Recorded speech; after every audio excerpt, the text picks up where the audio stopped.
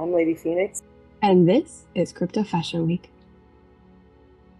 Virtualization of our physical reality, as we're seeing right now, is not going anywhere. We've seen different business models emerge, new asset classes appear, and all of this really captured imaginations of people all around the world. So in this exclusive series, we'll be talking about all of the transformation and new developments actually happening at the digital fashion frontier. So we're very excited to welcome our guests, Leanne and Caddy Taylor.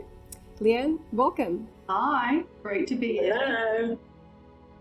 Welcome, yeah. Excited to have you. Welcome to Crypto Fashion Week 2022. Thrilled. I'm honestly so excited to dive into this conversation.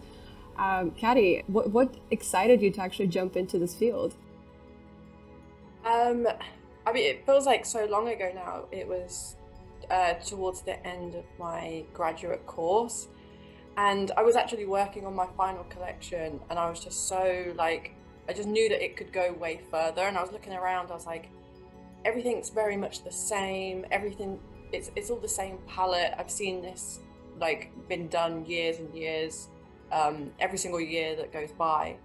So I just started researching into, I was inspired by Grand Theft Auto in my research, and then I kind of just stumbled across Marvelous Designer and Flow 3D. In terms of what got me excited, I was just it was the light bulb moment of I felt like I could see into the future of all of the different eventualities and possibilities that this might have had. And I knew that I was there at the start of the birth of it. So I just then taught myself and just went crazy for it, really. Became a digital pioneer. Yeah, it was good. And I taught myself with the basics within about 3 weeks, and I just decided to completely change direction of my graduate show. Yeah, it wasn't really final pieces, but actually it's some of the stuff that's been picked up and was recognized by Dazed and everything, which was the boob jiggle. And for those who might not understand, what exactly is the boob jiggle? So it's my wet look t-shirt that is really sensual and moves, but also the boobs have physics in them. So the boobs are rocking, and you can all of a sudden you just see the flesh. Yeah. When I saw that, I remember the moment, and I was just blown away. And all of a sudden, I was just seeing very literally the fabric move against flesh. And I remember just being absolutely stop. Everyone just stopped for a minute, and it just felt like this exhale of just that is it. That's where we need to go. As I think of the industry, I think it's pretty clear that the future of fashion is political. People want justice for creatives. They want justice for the garment workers, for the planet as a whole. I think people want to see this multi-trillion-dollar industry act at its level of influence. And we're seeing that actually happen right now as companies are stepping up to address the suffering that's taking place in Ukraine. So in your opinion, do you think that digital fashion in particular can help promote democracy to challenge the status quo and actually build a better future for fashion? When we launched IoDF, it was very much, we came together, myself and Catty, with some really strong opinions of the pain points in the fashion industry: diversity, inclusion, sustainability, and the business model that is inherently broken, hierarchical systems. And they're the things that I think digital can really help to solve, and especially, as you were saying, in this political landscape, how can we use technology as a democratic tool for change? And that's actually our little intro line is IoDF is using technology as a democratic tool for change. Let me ask you something regarding that. I really loved everything you said and how you're an actual institution for change. I wanted to go to something you said, Leanne, that I find quite fascinating and I've been thinking a lot about, especially as a person of culture and a queer woman. Do we need diversity and inclusion in the metaverse? So that is one of the big questions. With the work that we're delivering, we're creating avatars, environments, augmented experiences, fashion and cultural moments in the metaverse. And when you step into that space, that if you're building yourself and you're not represented, that's a pain point. It's very cool because you're really talking about having the freedom of choice and the freedom to show up on your own terms, because so much of the world and of the fashion industry is decided for you, even what's on the rack, what size it's going to be, how it fits, and it's your job to search and find something that will fit your lifestyle. So maybe this is probably one of the first times where you can author aspects of your experience that actually fit you. So for example, if you are currently with child and you are pregnant, it would probably feel very weird to show up as an avatar in a virtual space not being pregnant, because that is not the experience you're currently having. So what does it mean to actually reflect that? With Crypto Fashion Week 2022, what I love most about this show, not just the sustainability aspects, but I really love the representation aspects. I love that IoDF has, presented two avatars that normally we wouldn't see anywhere in the metaverse or even really on the internet, right? So we have a pregnant avatar and a non-binary avatar. And Enara and I were speaking recently about the PFP projects and the different avatars out there, sort of like being the early settlers or, those who are seeding civilization within the metaverse. And you mentioned, how important it is to have representation. You mentioned how important it is to have a type of diversity that represents, the truth of who people are, right? They can show up as themselves and be celebrated as themselves. When I was looking at your two avatars, it seemed like maybe there was a love story there. That's so cute. So the non-binary avatar is my digital double. A lot of the avatars very binary. So it's super exciting, and like little things like my rat's tail and my shaved sides of my head that wasn't really like introduced within DAS that I often do see on my peers, my like friends who work within 3D. I'm like, that's my hair.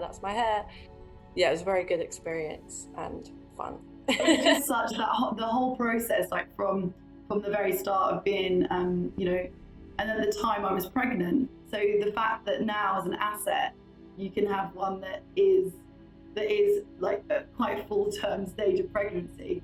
It's just kind of mind-blowing, because I suppose there are different representations of like humanity don't really exist, and through the lens of fashion as well, there's only certain narratives that are championed, and certainly a swollen pregnant belly isn't one of them at all. Yeah. There's the stage where we were making an asset and I was making a human.